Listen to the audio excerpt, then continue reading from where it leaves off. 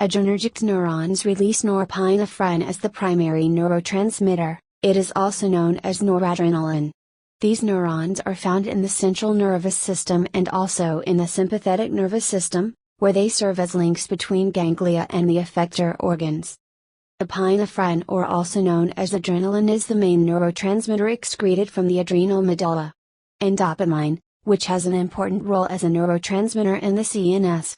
So it'll be discussed in the CNS lectures. Now let's discuss the neurotransmission at the adrenergic neurons, or as I'm calling, the adrenaline's journey.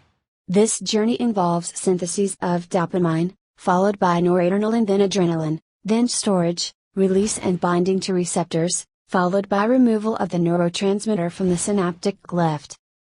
Tyrosine is transported by a carrier into the adrenergic neuron, where it is hydroxylated by tyrosine hydroxylase 2-dehydroxyphenylalanine, or known as DOPA.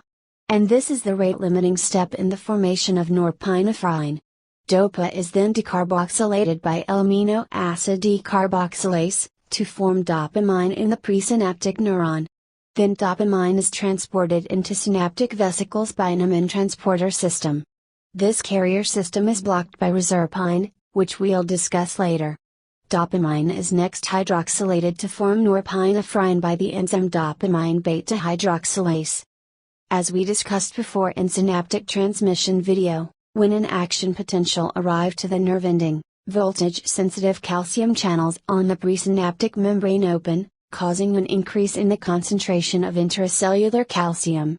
Elevated calcium levels promote the fusion of synaptic vesicles with the cell membrane and the release of their contents into the synaptic space. Drugs such as guanethidine block this release. Then noradrenaline diffuses across the synaptic space and binds to postsynaptic receptors on the effector organ, or to presynaptic receptors on the nerve ending. Binding to a receptor leads to a biologic response within the cell.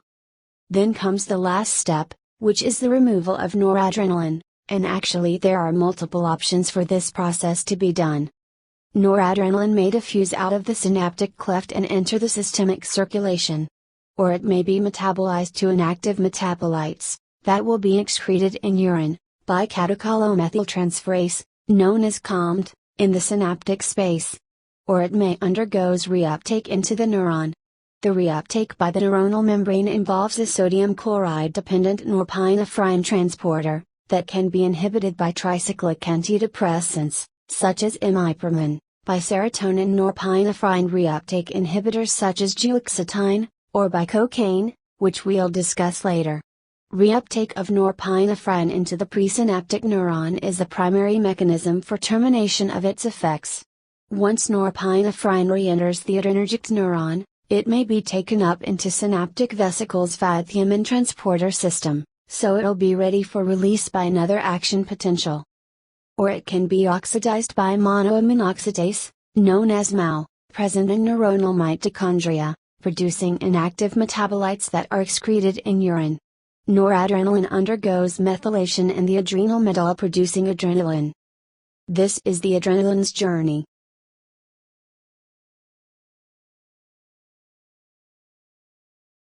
In this lecture we'll discuss the adrenergic receptors, or also known as adrenoceptors.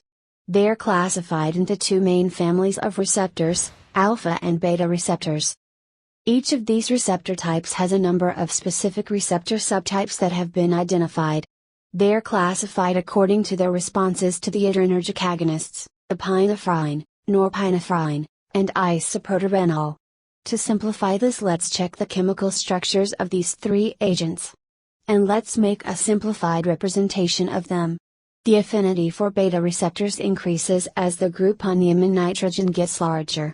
So we can conclude that beta receptors are characterized by a strong response to isoproterenol, with less sensitivity to epinephrine and lesser sensitivity to norepinephrine. Beta receptors are subdivided into three major subgroups, beta 1, beta 2, and beta 3. Based on their affinities for adrenergic agonists and antagonists. Beta 1 receptors have approximately equal affinities for epinephrine and norepinephrine. And beta 2 receptors' affinity for epinephrine is higher than for norepinephrine. So, tissues with a predominance of beta 2 receptors, such as the vasculature of skeletal muscle, are more responsive to the effects of circulating epinephrine, that, as we discussed in the previous lecture, is released by the adrenal medulla. Beta-3 receptors are involved in lipolysis and also have effects on the detrusor muscle of the bladder. The alpha receptors show a weak response to the synthetic agonist isoproterenol, but they are responsive to the naturally occurring catecholamines, epinephrine and norepinephrine. They are characterized by a strong response to epinephrine, with less sensitivity to norepinephrine and lesser sensitivity to isoproterenol. They are subdivided into two main subgroups, alpha 1 and alpha 2, based on their affinities for agonists and antagonists. Alpha 1 receptors present on the postsynaptic membrane of the effector organs, and alpha 2 receptors are located primarily on sympathetic presynaptic nerve endings and control the release of norepinephrine. Stimulation of alpha 2 receptors causes feedback inhibition and inhibits further release of norepinephrine from the stimulated adrenergic neuron. Alpha 2 receptors are also found on presynaptic parasympathetic neurons. Norepinephrine released from a presynaptic sympathetic neuron can diffuse and interact with these receptors, inhibiting acetylcholine release. The alpha 1 and alpha 2 receptors are further divided into alpha 1A, B, C, and D, and into alpha 2A, B, and C. Some drugs are selective to one subtype of these receptors.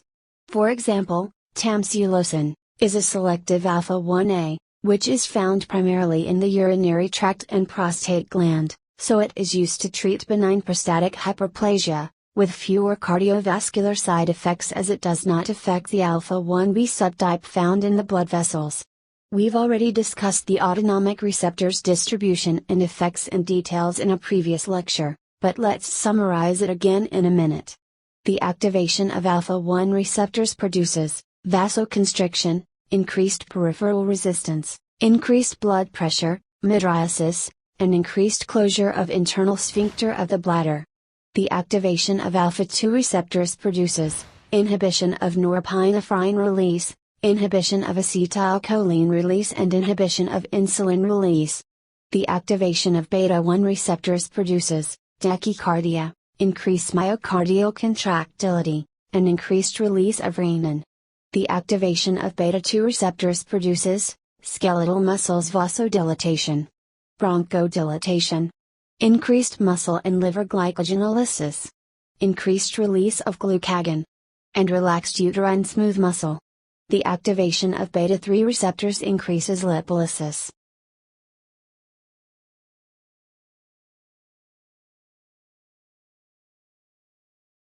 In the previous lecture we discussed the adrenergic receptors, so now we'll continue and discuss the adrenergic agonists' characteristics. Most of the adrenergic drugs are derivatives of beta-phenylethylamine.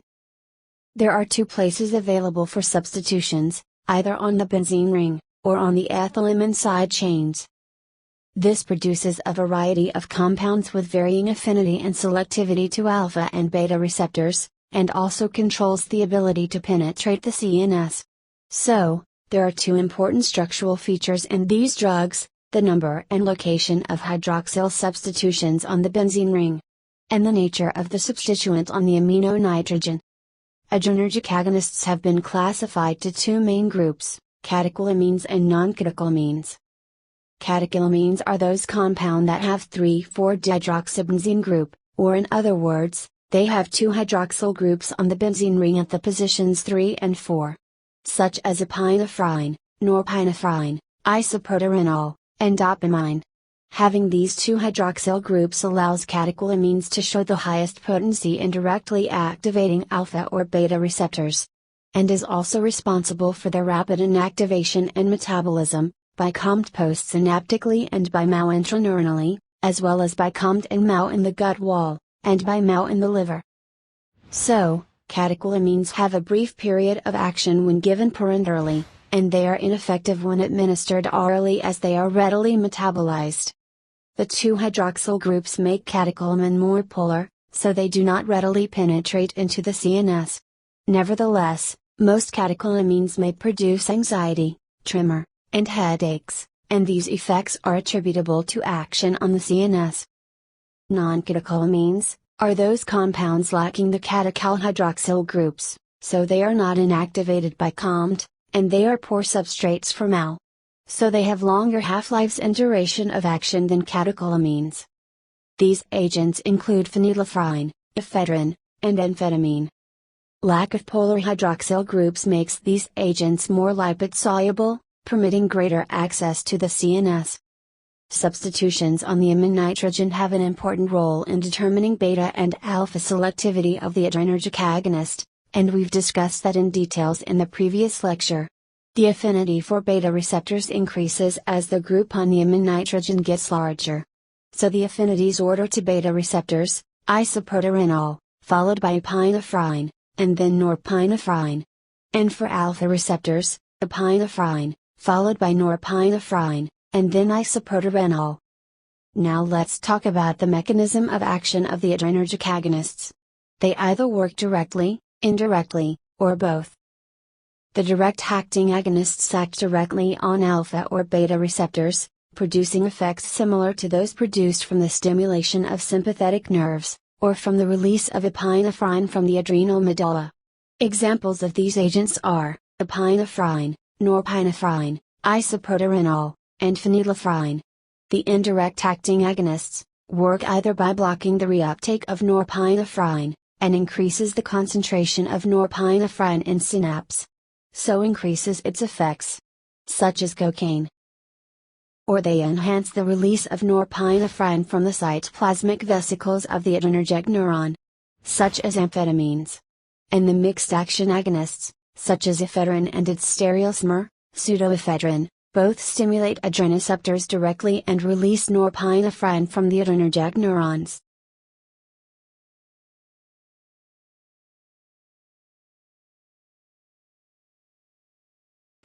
As we already know, the direct-acting agonists bind to adrenergic receptors on effector organs, without interacting with the presynaptic neuron.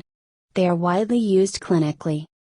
In 2 lectures we'll discuss epinephrine, norepinephrine, isoproterenol, dopamine, dobutamine, Fenoldopam, Oxymetazoline, Xylometazoline, Phenylephrine, Clonidine, Albuterol and Terbutaline, Salmeterol and Formoterol, and Mirabegron. Let's talk about epinephrine, norepinephrine and isoproterenol at the same time and make a simplified comparison for their actions, therapeutic uses, pharmacokinetics and adverse effects. The 3 of them are catecholamines, as we already know. Epinephrine and norepinephrine, or also known as adrenaline and noradrenaline respectively, are naturally occurring neurotransmitters, and isoproterenol, or also known as isoprenaline, is a synthetic compound. In the adrenal medulla, norepinephrine is methylated to produce epinephrine, which is stored in chromaffin cells along with norepinephrine. On stimulation, the adrenal medulla releases about 80% epinephrine and 20% norepinephrine directly to the blood. On the other hand, norepinephrine is the neurotransmitter of adrenergic nerves. Now let's talk about their actions in the body. Epinephrine interacts with both alpha and beta receptors. At low doses, beta effects predominate, that means vasodilation in skeletal muscles, blood vessels, whereas at high doses, alpha effects predominate, which represent the vasoconstriction of the blood vessels. Epinephrine strengthens the contractility of the myocardium, and it also increases heart rate by acting on beta-1 receptors in the heart. Therefore, cardiac output increases. So, the myocardium will need more oxygen to work. Epinephrine activates beta-1 receptors in the kidney, causing renin release, which is an enzyme involved in the production of a potent vasoconstrictor called angiotensin II. Epinephrine causes vasoconstriction in the skin, mucous membranes and viscera, by acting on alpha-1 receptors, which slightly increases peripheral resistance. And it dilates vessels going to the liver and skeletal muscle by acting on beta-2 receptors, and that significantly decreases peripheral resistance, and the sum of that of course is a decrease in the peripheral resistance. Renal blood flow is also decreased. So, an increase in heart rate and a decrease in the peripheral resistance means an increase in systolic blood pressure, coupled with a slight decrease in diastolic blood pressure. What about norepinephrine? Well, it is supposed to work on alpha and beta receptors as it is the neurotransmitter of adrenergic nerves. But actually it works mostly on alpha receptors with slight effect on beta receptors. So we can conclude that norepinephrine causes an intense vasoconstriction by acting on alpha-1 receptors, while no compensatory vasodilation via beta-2 receptors on blood vessels supplying skeletal muscles, leading to a rise in peripheral resistance. Both systolic and diastolic blood pressures increase. To overcome this intense increase in the blood pressure, the body has to make an action. So what would it be? It is the baroreceptor reflex. When norepinephrine increases blood pressure, this stimulates the baroreceptors, inducing a rise in vagal activity, which is a parasympathetic activity. And that produces reflex bradycardia, accordingly blood pressure decreases. Isoprenaline stimulates both beta-1 and beta-2 adrenergic receptors. It is rarely used therapeutically because of its non-selectivity. Its action on alpha receptors is insignificant. It produces intense stimulation of the heart upon acting on beta-1 receptors, just as epinephrine. It increases heart rate, contractility and cardiac output. It also causes vasodilatation of skeletal muscle blood vessels, by acting on beta-2 receptors, with an insignificant effect on alpha receptors, that would result in a significant decrease in peripheral resistance. Because of its cardiac stimulatory action, it may increase systolic blood pressure slightly, and it greatly reduces diastolic blood pressure. Isoprenaline is a potent bronchodilator, by acting directly on bronchial smooth muscle beta-2 receptors. Back to epinephrine, it is also a powerful bronchodilator, by acting on beta-2 receptors in lungs. It also inhibits the release of allergy mediators such as histamine from mast cells. While norepinephrine has a very weak beta-2 activity, so it almost has no effect as a bronchodilator. Epinephrine has a significant hyperglycemic effect, as it increases glycogenolysis in the liver, by acting on beta-2 receptors, and it also increases the release of glucagon by acting on beta-2 receptors, and decreases the release of insulin by acting on alpha-2 receptors. Epinephrine also initiates lipolysis by acting on beta receptors of adipose tissue.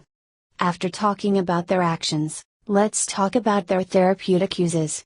Epinephrine is the primary drug used in the emergency treatment of respiratory conditions, and it can be a life-saving in these cases.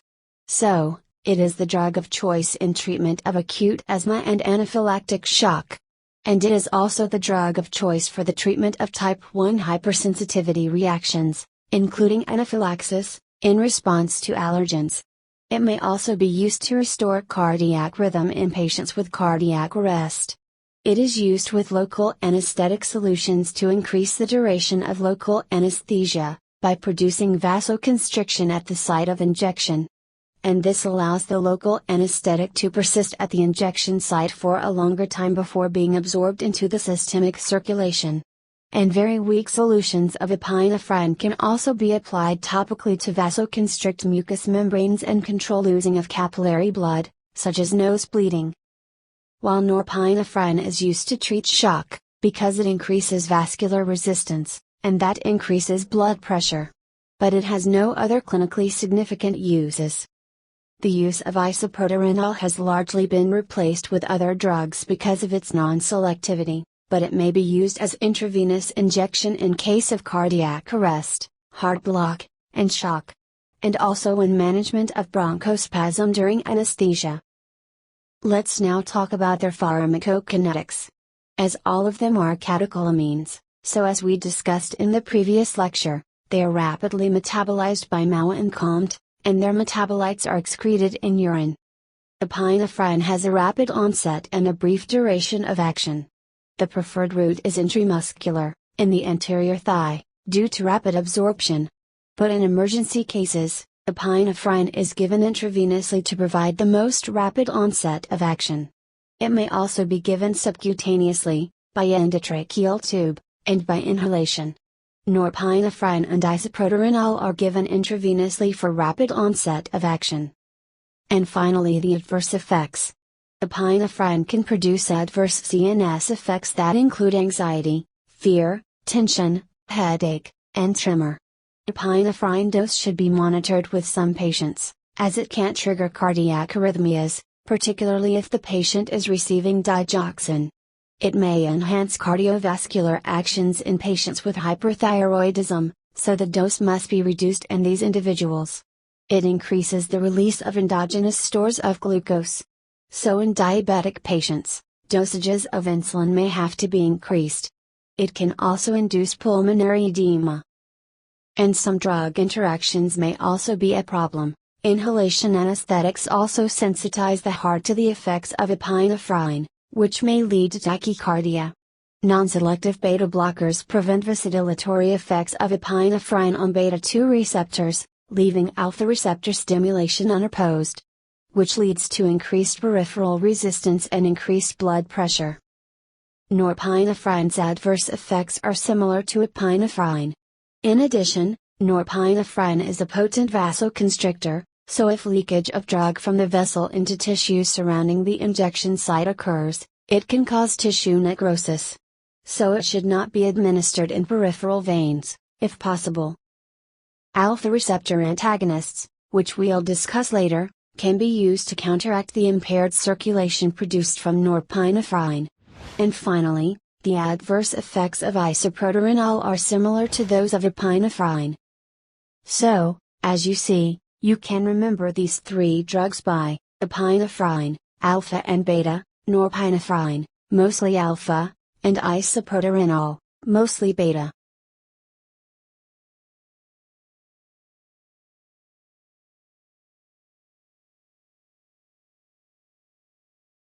So we're going to talk about dopamine, dobutamine, Fenoldopam, Oxymetazoline, Xylometazoline, Phenylephrine, Clonidine, Albuterol and Terbutaline, Salmeterol and Formoterol, Mirabegron. Let's discuss their actions, therapeutic uses, adverse effects and brand names. Dopamine, as we discussed before, is the immediate metabolic precursor of norepinephrine. It is found naturally in the CNS in the basal ganglia, where it functions as a neurotransmitter, as well as in the adrenal medulla. It can activate alpha and beta adrenergic receptors, in addition to D1 and D2 dopaminergic receptors. At low doses, it stimulates beta-1 cardiac receptors of the heart, having both positive inotropic and chronotropic effects. Whereas at higher doses, it causes vasoconstriction by activating alpha-1 receptors. D1 and D2 dopaminergic receptors occur in the peripheral mesenteric and renal vascular beds, where a binding of dopamine produces vasodilatation, thereby increasing blood flow to the kidneys and other viscera. D2 receptors are also found on presynaptic adrenergic neurons, where their activation increases norepinephrine release. Dopamine is the drug of choice for cardiogenic and septic shock and is given by continuous infusion. It raises blood pressure by stimulating beta-1 receptors in the heart to increase cardiac output and increase total peripheral resistance by acting on alpha-1 receptors on blood vessels. In addition, it enhances perfusion to the kidney, accordingly it enhances the glomerular filtration rate and causes diuresis. So, it is better than norepinephrine, which diminishes blood supply to the kidney and may cause renal shutdown. It is also used to treat hypotension and severe heart failure. Dopamine is rapidly metabolized by MAO or COMT as it is a catecholamine. An overdose of dopamine produces the same effects as sympathetic stimulation. And it has some adverse effects such as nausea, hypertension, and arrhythmias. Dobutamine is a synthetic direct-acting catecholamine that is a beta-1 receptor agonist. So it increases heart rate and output. It increases cardiac output and does not significantly elevate oxygen demands of the myocardium, which is a major advantage over other sympathomimetic drugs. So it is used to increase cardiac output in acute heart failure, as well as for inotropic support after cardiac surgery. But it should be used with caution in atrial fibrillation, because it increases AV conduction. Fenoldopam is an agonist of peripheral dopamine D1 receptors. It is used as a rapid-acting vasodilator to treat severe hypertension in hospitalized patients, acting on coronary arteries, kidney arterioles, and mesenteric arteries.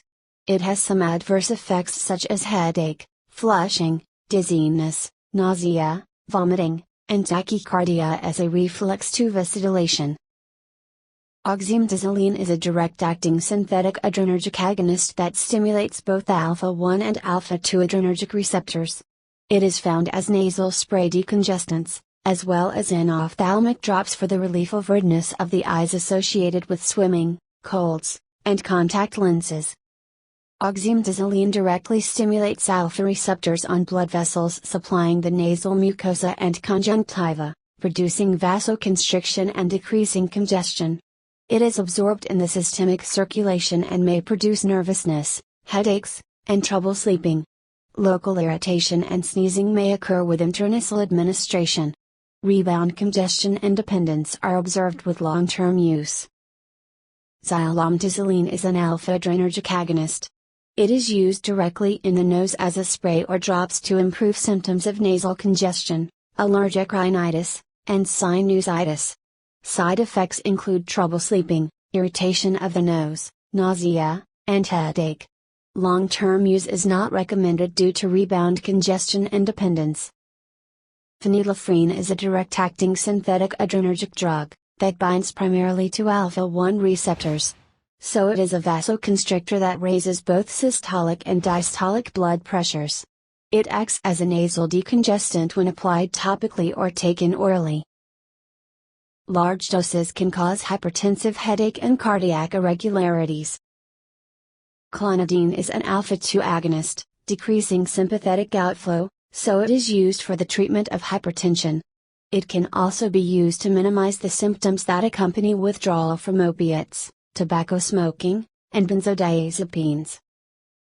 The most common side effects of clonidine are lethargy, sedation, constipation, and xerostomia. Abrupt discontinuance must be avoided to prevent rebound hypertension. Albuterol, or also known as salbutamol, and terbutaline, are short-acting beta-2 agonists, used primarily as bronchodilators and administered by a metered-dose inhaler. Albuterol is the short-acting beta-2 agonist of choice for the management of acute asthma symptoms. Salmeterol and Formoterol are long-acting beta-2 agonists. A single dose by a metered-dose inhalation device, such as a dry powder inhaler, provides sustained bronchodilation over 12 hours, compared with less than 3 hours for albuterol. These agents are usually combined with a corticosteroid to produce the highest effect. Salmeterol and Formoterol are the agents of choice for treating nocturnal asthma in symptomatic patients taking other asthma medications. Mirabegron is a beta-3 agonist that relaxes the detrusor smooth muscle and increases bladder capacity. It is used for patients with overactive bladder.